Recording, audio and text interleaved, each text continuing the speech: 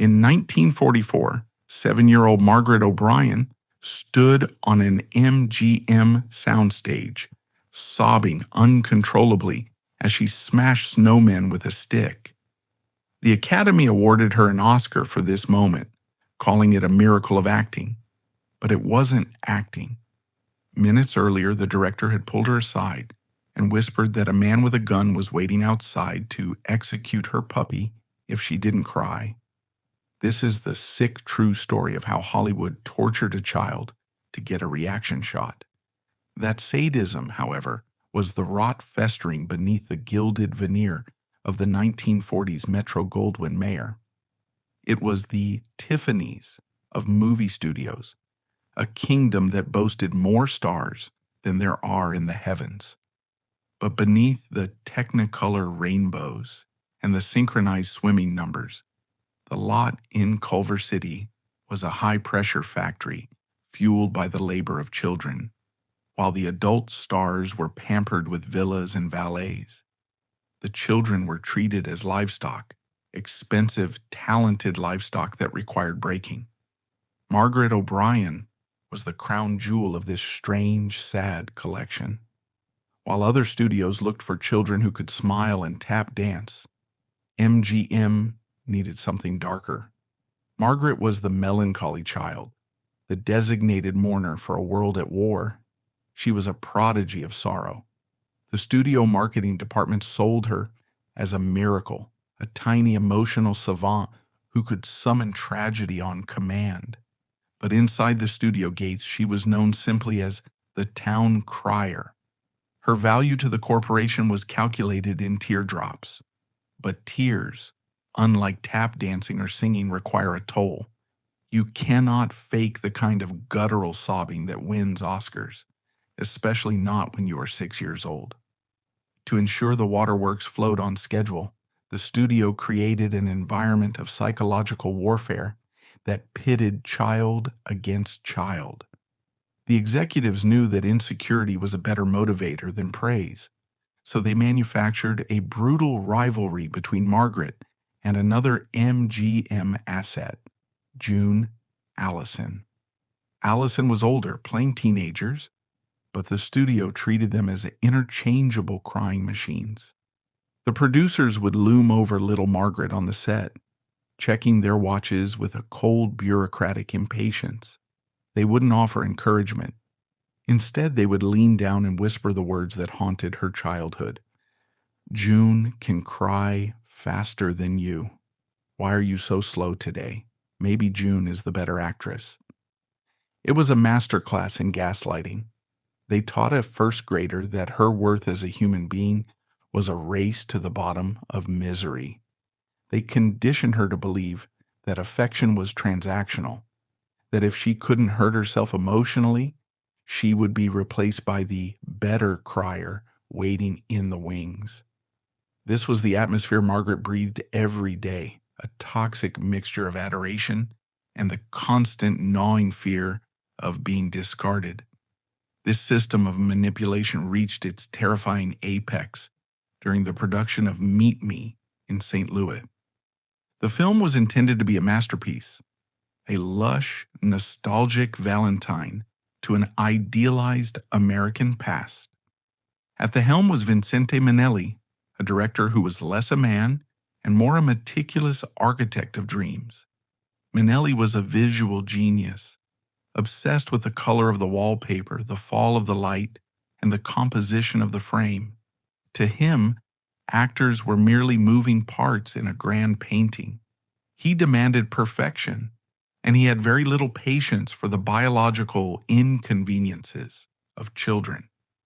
The script called for a climax of shattering emotional violence. The Smith family is preparing to move to New York, uprooting their happy lives in St. Louis. The youngest daughter, Tootie, played by Margaret, reacts with a feral rejection of this change. In the middle of Christmas Eve, she runs out into the snow to destroy the snowmen she has built, symbolically killing her children rather than leaving them behind to melt alone. It was a scene that required a level of hysteria that would tax a seasoned dramatic actress, let alone a child who still believed in Santa Claus. The night of the shoot, the studio backlot was transformed. Tons of crushed ice and white gypsum had been trucked in to create a winter wonderland. The lighting rigs were high, casting long dramatic shadows. The camera was loaded. The crew was ready. The money was burning at a rate of thousands of dollars an hour. But a catastrophe occurred. Margaret O'Brien was happy. Her mother had brought her to the set that evening. The fake snow looked magical. She had played games between takes. Her dog was nearby. She was a little girl having a wonderful time in a make-believe world. When Minnelli called action, Margaret tried to deliver. She scrunched up her face. She whimpered. She tried to summon the sadness that the June Allison threats usually provoked. But the tears wouldn't come. The crying machine was jammed by the stubborn resilience of childhood joy. The production ground to a halt. The silence on the set was deafening. In the studio system, a delay was a sin.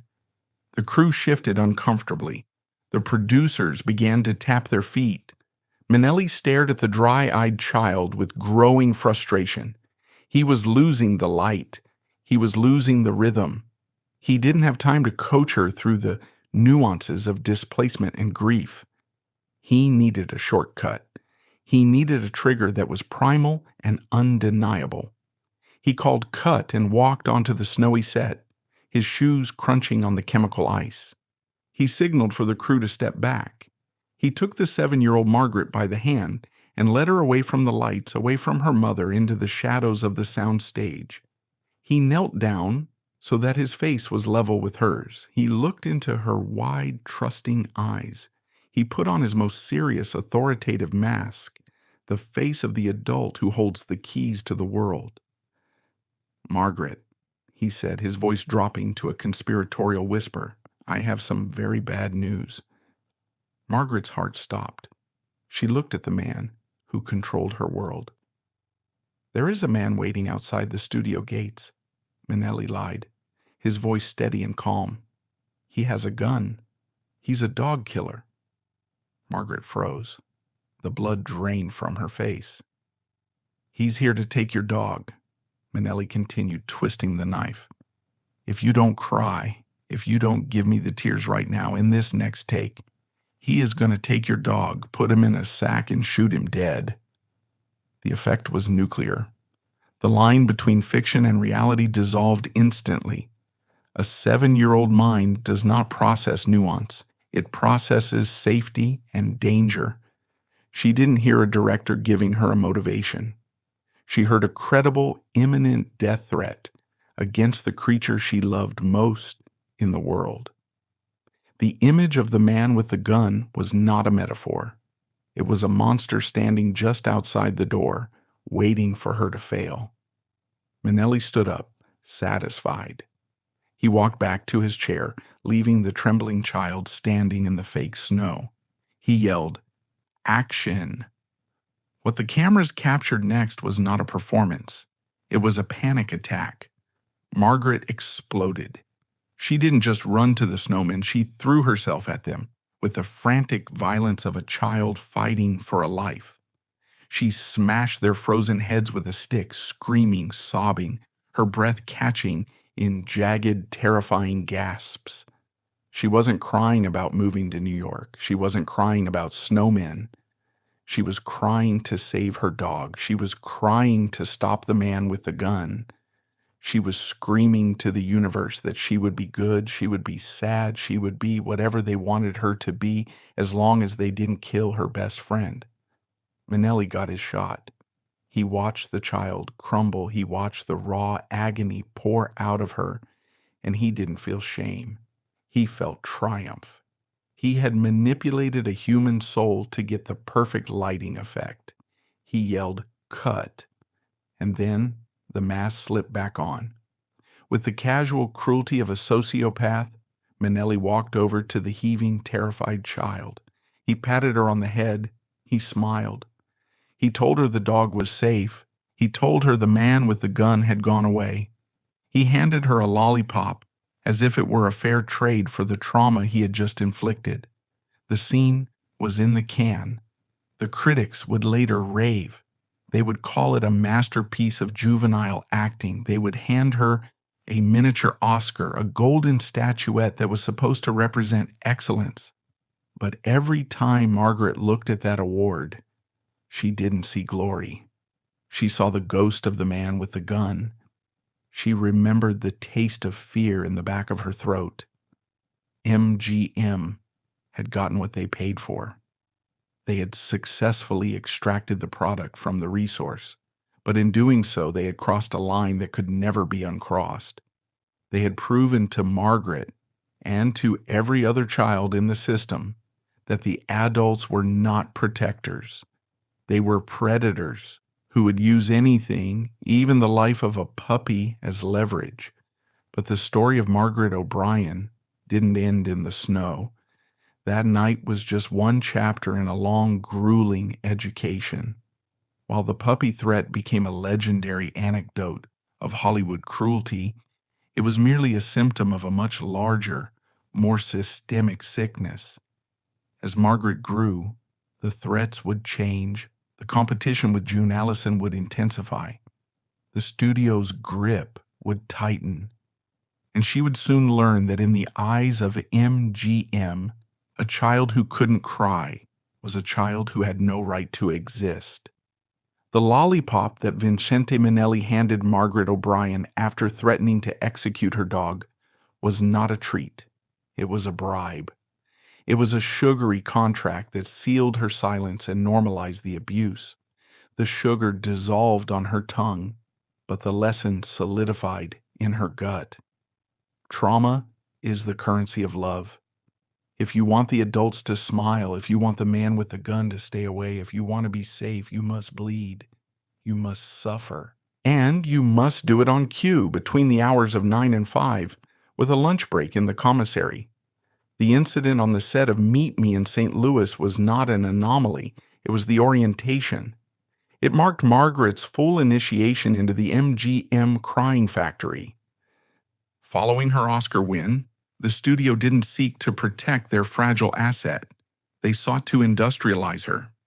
They realized they had captured lightning in a bottle, a child who could project the profound existential sorrow of the era, and they intended to wring that bottle dry until the glass shattered. Margaret ceased to be a child and became a specialized tool. In the sprawling industrial complex of Metro-Goldwyn-Mayer, where they manufactured dreams on an assembly line, she was the designated sorrow specialist. When a script was too dry, they added Margaret. When a scene lacked emotional weight, they brought in the girl with the haunted eyes. She was the town crier, a nickname that the press used with affection, but which rang through the studio halls like the name of a circus freak. Her job was to carry the emotional baggage that the adult stars were too vain or too limited to carry themselves. But a factory requires efficiency, and the studio executives, led by the terrifying patriarch Louis B. Mayer, were obsessed with optimization. They looked at Margaret's process, which relied on genuine empathy and imagination, and saw it as too slow. They didn't want a child who needed to feel. They wanted a faucet they could turn on. To achieve this, they weaponized the one thing a child fears more than a monster: replacement. Enter June Allison. Allison was another MGM contract player, nearly 20 years older than Margaret, known for her raspy voice and her girl-next-door charm. She was playing teenagers and young adults, but the studio cynically positioned her as Margaret's direct competitor in the Tier Olympics. It was a psychological cage match manufactured by bored, cruel men in suits. The dynamic was insidious. The producers turned crying into a competitive sport. On days when Margaret struggled to summon the tears, days when she was simply a tired little girl who wanted to play with her dolls, the handlers would deploy the June Allison weapon. They wouldn't yell. They would sigh. They would look at their watches with exaggerated disappointment and whisper, "You know, June Allison wouldn't keep us waiting. June can cry in 10 seconds. Maybe we should have cast June." For a child, this was devastating. It wasn't just professional jealousy, it was an existential threat. In the closed ecosystem of the studio, being cast was synonymous with being loved. To be replaced by June, Allison meant erasure. It meant she wasn't good enough. It meant she was broken. So Margaret learned to compete. She learned to view her own sadness not as an emotion to be processed, but as a high score to be beaten. She began to take a perverse pride in her suffering. If she could cry harder, faster, and more hysterically than June, she won. She was safe for another day. This rivalry warped her understanding of human connection. Empathy, usually a bridge between people, became a weapon she turned inward. She began to hoard sad thoughts like a miser hoarding coins. She cataloged tragedies, dead pets, lost toys, imagined abandonments, saving them in a mental file cabinet to be pulled out and exploited whenever a director yelled, "Action." She was cannibalizing her own psyche to feed the camera. The physical toll of this emotional labor was immense. Crying is exhausting. It dehydrates the body, swells the eyes, and drains the adrenaline. Most adults are wrecked after a good cry. Margaret was doing it 8 hours a day, 6 days a week. She would go home with pounding headaches, her eyes red and raw, her small body trembling from the aftershocks of simulated grief. But there was no recovery time. The next morning, the makeup department would apply cold compresses to her puffy eyes, conceal the redness with grease paint, and push her back under the hot lights to do it again. The studio system was a panopticon, a prison where the inmates are constantly watched. And Louis B. Mayer was the warden. Mayer liked to present himself as a benevolent father figure to his family of stars. He would bounce Margaret on his knee, offer her candy, and tell her she was his little princess. But Margaret, with the sharp instincts of a survivor, saw the glint of steel behind the grandfatherly spectacles. She knew that Papa Mayer was the man who owned the box. She knew that his affection was conditional on the box office receipts. One of the most disturbing aspects of this period was the way the adults on set abdicated their responsibility to protect her. In films like The Canterville Ghost or Journey for Margaret, she was often cast opposite seasoned veterans, like Charles Laughton or Robert Young. These men were often kind to her, but they were also complicit. They stood by while directors screamed. They watched as the handlers threatened her. They were part of the machine. They, too, were terrified of the front office.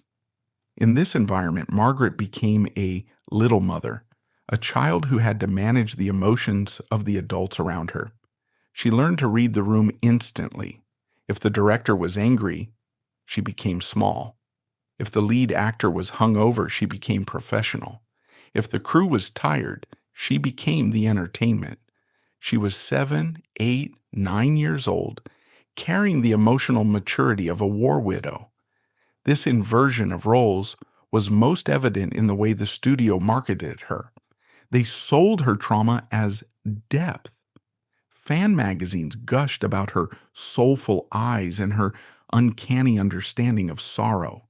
They ignored the obvious question. Why does a second grader understand sorrow so well? Why is this child so good at looking terrified? The public consumed the image of the sad little girl with a voracious appetite, never realizing that they were consuming the distress of a real human being. They were applauding a distress signal. By 1946, the crying factory was running at peak efficiency, but the cracks in the machinery were beginning to show. Margaret was getting older. The cute factor that softened the edges of her hysteria was fading. A crying toddler is heartbreaking. A crying preteen is uncomfortable. The studio began to panic. They needed to keep her small. They needed to keep her dependent. They began to bind her chest to hide her development. They dressed her in pinafores that were years too young for her. They tried to freeze time, just as they had tried to freeze her tears. But the most damaging legacy of this period was the silence. Margaret couldn't tell anyone about the pressure. Who would she tell? Her mother was on the payroll, often serving as the enforcer of the studio's will. The teachers at the studio school were employees of MGM. The police were in Mayer's pocket. There was no child protective services for the princes and princesses of Hollywood. She was the most famous little girl in the world, yet she was utterly alone in a crowded room. She retreated into a world of fantasy, not the fantasy of the movies, but a private internal world where she had agency. She became obsessed with the cryptic, the dark, and the mysterious. It was a coping mechanism. If the real world was a place where adults threatened to kill dogs and replace you with rivals, then she would live in her head. The June Allison threat hung over her head like a guillotine blade for years. It wasn't until much later that Margaret realized the truth. June Allison hated the crying too. June was just another employee, another victim of the same threats, another woman trying to survive the whims of men who viewed female emotion as a natural resource to be strip-mined. They were never rivals. They were inmates in adjacent cells, turned against each other by the guards. As the 1940s drew to a close, the town crier was exhausted. Her tear ducts were dry. Her spirit was frayed. The lollipop had long since lost its flavor. Margaret O'Brien was approaching the dangerous age of adolescence, the graveyard of child stars. And as she looked toward the future, she realized with a terrifying clarity that she had no idea who she was when she wasn't crying. The studio had spent so much time manufacturing her sadness that they had forgotten to build her a personality. She was a vessel for other people's pain, a mirror reflecting the anxieties of a nation. But when the lights went out, the mirror was empty. If the puppy threat was the weapon used to control the child, then time was the weapon used to destroy her. In the hallowed halls of MGM, biology was the enemy. Louis B. Mayer could control the press, he could bribe the police, and he could rewrite history. But he could not stop the pituitary gland of a 12-year-old girl. By 1948, Margaret O'Brien was committing the cardinal sin of the child star. She was growing up. The transition was subtle at first, a lengthening of the limbs, a sharpening of the jawline, but to the studio executives it was a 4-alarm fire. They looked at their melancholy child and saw a depreciating asset. The cute sorrow that had won an Oscar was beginning to look like teenage angst. And teenage angst was not a commodity MGM knew how to sell in the optimistic post-war boom of the late 1940s. The studio's response to her adolescence was a frantic, clumsy attempt to arrest her development. Just as they had bound Judy Garland's chest and starved her to keep her looking like a little girl, they began to apply the brakes to Margaret's public image. They dressed her in costumes that were aggressively juvenile, pinafores, and bows that looked ridiculous on a young woman approaching high school age. They instructed the publicity department to shave a year or two off her age in press releases, a gaslighting tactic that confused even Margaret herself. She was living in a state of suspended animation, forced to play with dolls for photographers while her peers were going to dances. But the most perverse aspect of this era was how MGM decided to utilize her darkness. Since they couldn't make her the bubbly teenager, they leaned into her morbid reputation. If she was the girl who cried, they would make her the girl who died. In 1949, they cast her as Beth March in Little Women. It was a prestigious production, filled with the studio's rising stars like Janet Leigh and Elizabeth Taylor. But while Taylor got to play the vain, beautiful Amy and Allison got to play the spirited Jo, Margaret was cast as the sister whose sole narrative purpose is to waste away and die. It was typecasting at its most cynical. The studio looked at Margaret and thought, she's good at suffering. Let's make her death the centerpiece. For weeks, Margaret lay in a prop bed, simulating the slow, agonizing decline of scarlet fever. She channeled all the repression, all the fear, and all the exhaustion of her years at MGM into that performance. When Beth March died on screen, audiences wept. But they weren't weeping for a character. They were weeping for the ghost of Margaret's childhood. It was a funeral for her career as a tot, televised in Technicolor. Her final significant role at MGM was perhaps the most fitting and the most psychologically revealing, Mary Lennox in The Secret Garden. Mary Lennox is not a happy child. She is described in the book as disagreeable, sour, and unloved. It was the perfect role for a girl who had been raised in a factory of emotional manipulation. Margaret didn't have to act sour. She just had to let the mask drop. She played the role with a terrifying intensity, a brooding darkness that was almost too real for a children's movie. Watch the film today and you don't see a plucky heroine. You see a survivor of trauma wandering through a dead garden, trying to bring something back to life. It was a metaphor for her own existence at the studio. A girl wandering the empty sets, looking for a bloom in the wasteland, but the garden was dying. The studio system itself was collapsing. The rise of television was eroding the power of the cinema. The Supreme Court had forced studios to divest their theater chains. The money was drying up. And when the money dries up, the first things to go are the luxuries. Margaret O'Brien, with her high salary and her niche appeal, was a luxury MGM could no longer afford. The atmosphere on the lot changed. The smiles from the executives, once warm and paternal, turned ice cold. The scripts stopped coming. The phone, which had rung incessantly for 10 years, fell silent. It is a specific kind of violence to be ignored by the people who once claimed to love you. Margaret walked the corridors of the studio she had helped build, and the adults looked right through her. She was a ghost in the machine. Her mother, Gladys O'Brien, was frantic. Gladys was not the villainous Mama Rose caricature like Judy Garland's mother, but she was a woman who had built her entire identity and financial security around her daughter's fame. Gladys was the CEO of Margaret Incorporated, and the stock was crashing. She pushed for roles, she negotiated, she pleaded, but the studio held all the cards. The day the contract ended was not marked by a party. There was no gold watch. There was just a meeting with the legal department. Margaret was informed that her services were no longer required. She was 12 years old. She had worked harder than most men do in a lifetime.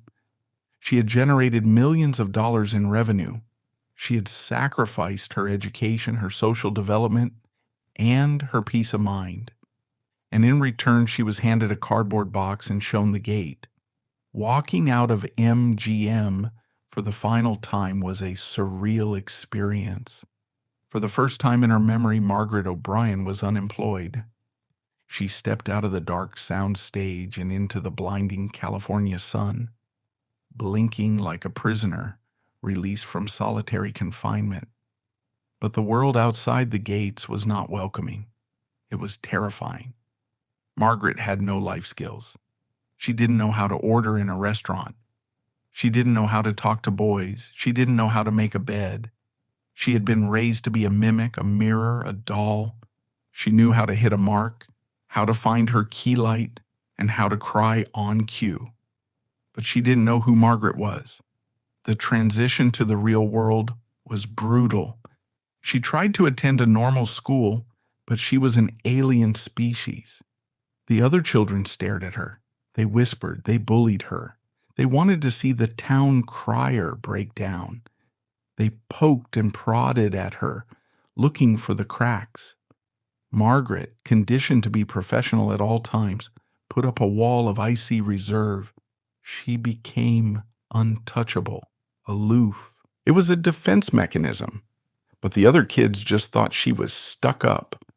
She was isolated in a crowd, trapped in the amber of her own fame. The press turned on her, too. The same magazines that had worshipped her cuteness now mocked her awkwardness. They ran photos of her at dances, analyzing her outfits, her dates, her body. They treated her puberty as a public spectacle. What happened to the cute little girl? They asked, as if growing up was a moral failing. And lurking in the background always was the shadow of the money. While Margaret's mother had not embezzled her fortune in the way Jackie Coogan's parents had, the financial pressure was immense. The lifestyle they lived, the house, the clothes, the servants, was calibrated to the salary of a movie star. Without the MGM paycheck, the infrastructure of their lives began to crumble. Margaret felt the weight of this. She knew, even at 13, that she was the breadwinner. If she didn't work, the family didn't eat. The puppy threat had evolved. The man with the gun was no longer outside the studio gate. He was the bill collector standing on the porch. She tried to pivot to television. She tried to do stage work. She worked constantly, frantically, taking roles that were beneath her talent just to keep the lights on. She was a curiosity, a relic of a bygone era, paraded out on talk shows to reminisce about the good old days with Mr. Mayor. She smiled, she told the funny stories, she played the part. But behind the eyes, the sadness was real. It wasn't the performed grief of Meet Me in St. Louis. It was the quiet, desperate exhaustion of a girl who had been running a marathon since she was 4 years old and was just realizing that there was no finish line. The crying factory had closed its doors, but the machinery was still humming inside her head. She couldn't turn it off. Every time she felt an emotion, she analyzed it. Is this real? Or am I acting? She had spent so long simulating humanity that she had lost the ability to simply be. Margaret O'Brien stood at the precipice of the 1950s, a washed-up child star in a world that loved youth but hated aging. The script had run out. There was no director to tell her what to do next. The man with the gun had gone, but he had left her in a silence that was far more terrifying than any threat. She had to find a way to live without the applause, without the trauma, and without the identity that had been carved into her soul by the sharp tools of MGM. The most haunting prop in the life of Margaret O'Brien was not the snowman she smashed, nor the red coat she wore to meet the trolley. It was the golden idol that sat on her mantle, the Juvenile Academy Award. For decades, that miniature Oscar was the physical proof that her childhood had happened. It was the receipt for the trauma. And then one day in 1954, it vanished. The disappearance of the Oscar is the perfect noir mystery to define Margaret's adolescence. It wasn't stolen by a cat burglar or lost in a fire. It was taken by the help.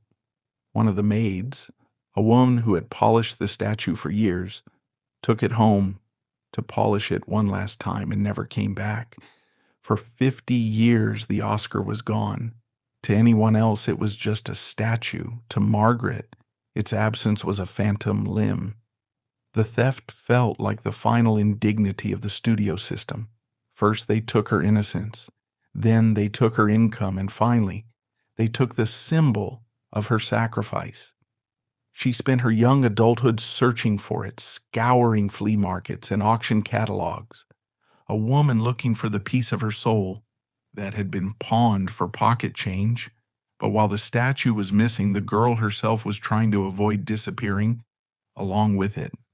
The 1950s were a graveyard for the careers of former child stars. The landscape was littered with the wreckage of her peers. Judy Garland was spiraling into the addiction that would eventually kill her. Mickey Rooney was burning through marriages and bankruptcies. Bobby Driscoll, the voice of Peter Pan, would soon be found dead in an abandoned tenement, consumed by heroin.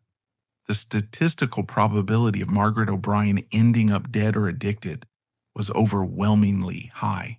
She had all the risk factors: early fame, immense pressure, a controlling mother, and a sudden brutal rejection by the industry. The tabloids waited with bated breath for the crash. They wanted the mugshot. They wanted the scandal. It would have completed the narrative arc the public expected. The sad little girl becomes the tragic woman. But Margaret O'Brien refused to follow the script. She possessed a quiet, steely resilience that baffled the gossip columnists. Perhaps it was the very dissociation she learned at MGM, the ability to separate the star from the girl, that saved her. When the cameras turned off, she didn't try to keep living in the movie.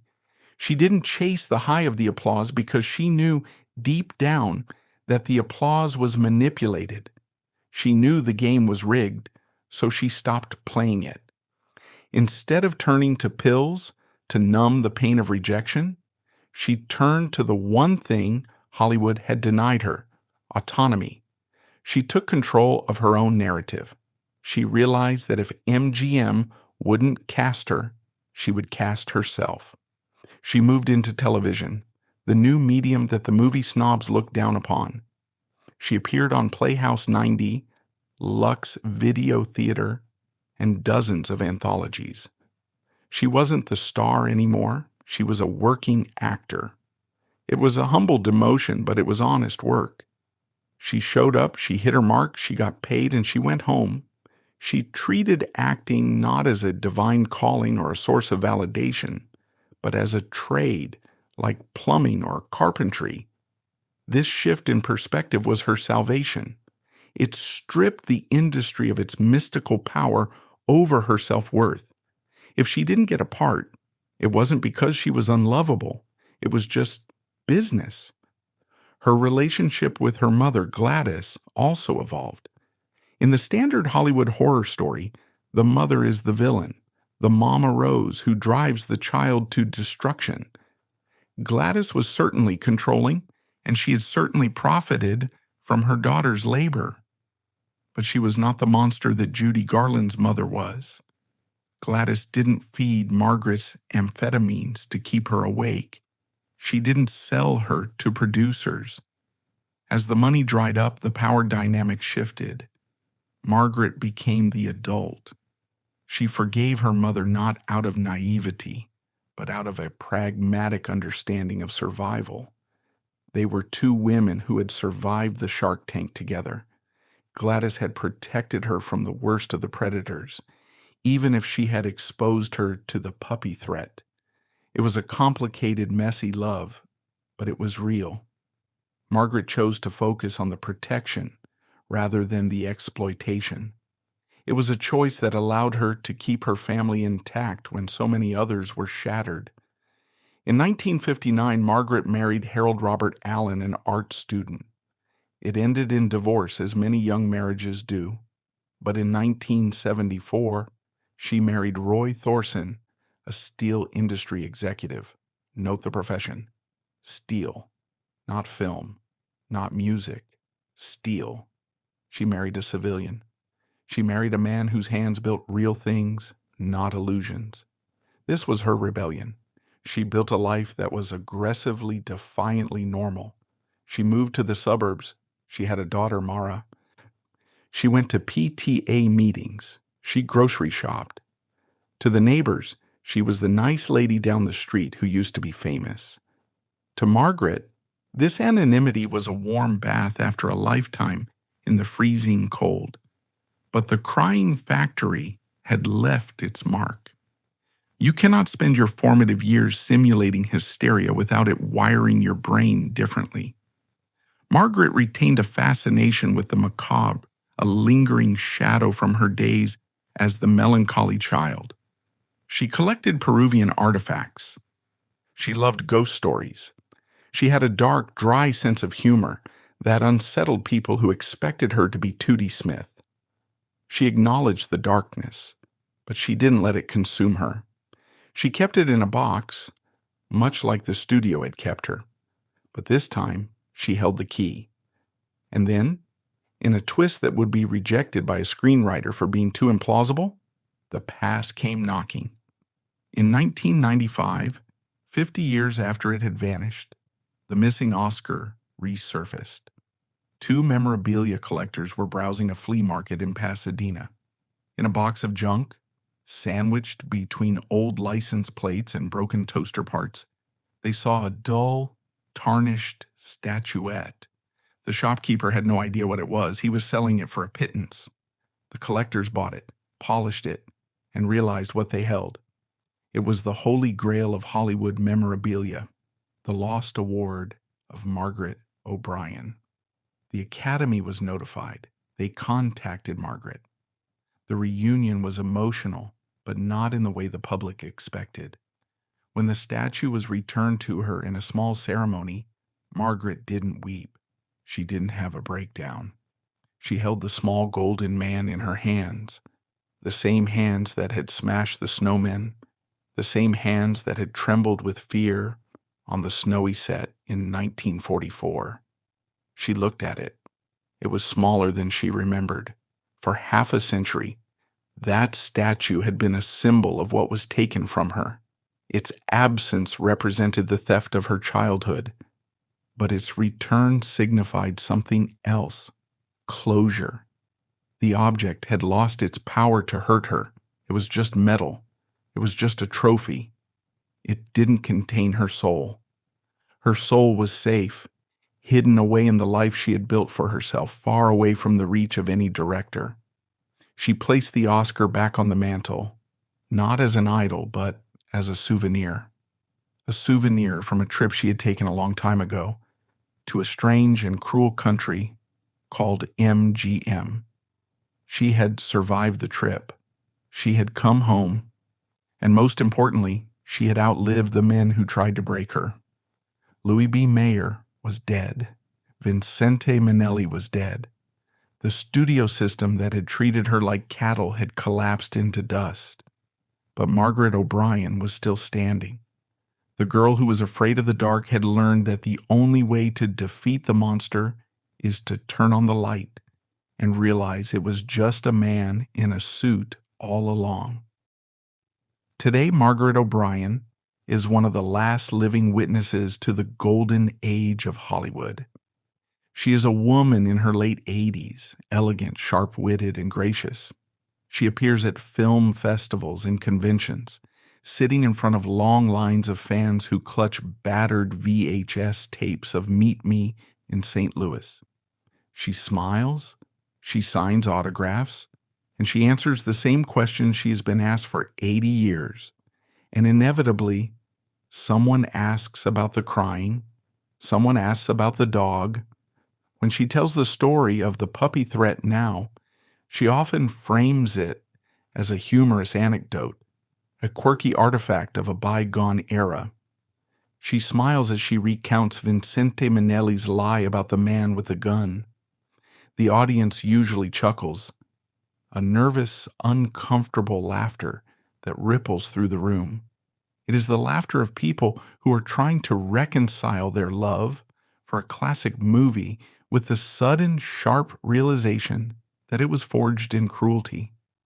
But look closely at her eyes when she tells that story. The smile is on her lips, but the memory is in the eyes. She is not telling a joke. She is giving testimony. She is the last survivor of the MGM nursery, the only one left to speak for the ghosts of the children who didn't make it out. She is speaking for Judy Garland, for Bobby Driscoll, for all the little assets who were ground into dust by the machinery of the studio system. Her survival is, in itself, an act of radical subversion. In the narrative of Hollywood, the child star is supposed to burn out. They are supposed to die young, leaving behind a beautiful corpse and a legacy of what ifs. By living a long, healthy, and relatively normal life, Margaret O'Brien broke the script. She denied the public the tragic ending they feel entitled to, but her sanity forces us to confront a difficult truth about the art we consume. We love Meet Me in St. Louis. It is a masterpiece. The scene where Tootie smashes the snowman is visceral and perfect. It captures the raw, chaotic grief of childhood better than almost any scene in cinema history. If Minnelli hadn't threatened the dog, if he had used a gentler method, would the scene be as good? Would it be as memorable? Probably not. And that is the moral rot at the heart of the industry. We accept the torture because we enjoy the result. We are complicit. Every time we watch that scene and marvel at the acting, we are validating Minnelli's methods. We are saying that the trauma of a 7-year-old is a fair price to pay for a moment of cinematic brilliance. The crying factory didn't exist in a vacuum. It existed to supply a demand that we created. Margaret O'Brien knows this. She understands the dark bargain of fame better than anyone. She knows that her pain was the product, and the world bought it wholesale. Yet she does not resent the work. She is proud of the films. She recognizes Minnelli's genius even as she exposes his cruelty. This ability to hold two opposing truths, that the art is beautiful and the method was abusive, is the mark of her maturity. It is the wisdom of a woman who has had a lifetime to process the unprocessable. The studio that built her is gone. The physical lot of MGM in Culver City has been bought and sold, carved up and repurposed. The roar of Leo the lion has been replaced by the hum of corporate conglomerates. The black box is gone. The fake snow has melted. The men who threatened to kill her dog are all dead and buried in Forest Lawn, their power reduced to inscriptions on marble. But Margaret is still here. In the end, the crying machine malfunctioned in the most beautiful way possible. It created a human being. The girl who was trained to be a vessel for sorrow decided to fill herself with life instead. She rejected the role of the victim. She rejected the role of the tragedy. She took the broken pieces of her childhood, the missing Oscar, the grinded teeth, the terrified tears, and she glued them back together with a resilience that is stronger than any porcelain cap. The final image of this story is not the little girl weeping in the snow, destroying the things she loves to save them. It is the image of an 80-year-old woman sitting in her garden in California. It is a real garden, not a set. The flowers are real. The sun is real. And at her feet, sleeping in the shade, is a dog that no one is going to take away, a dog that is safe. She leans back, closes her eyes, and listens to the silence. It is not the silence of a soundproof booth. It is not the silence of a career that ended too soon. It is the peace of a woman who won the war. The director yelled cut 80 years ago, but Margaret O'Brien is the one who decided when the scene was truly over.